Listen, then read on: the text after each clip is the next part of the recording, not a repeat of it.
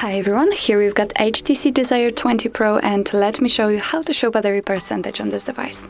So first of all, let's get into the settings. Now let's choose the battery.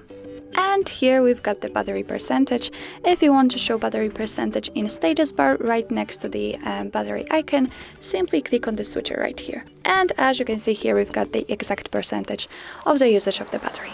If you want to remove it and leave only battery icon, nothing easier, simply click on the switcher again. And here we've got only battery icon.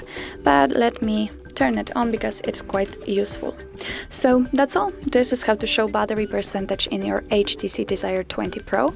Thank you so much for watching. I hope that this video was helpful, and if it was, please hit the subscribe button and leave the thumbs up.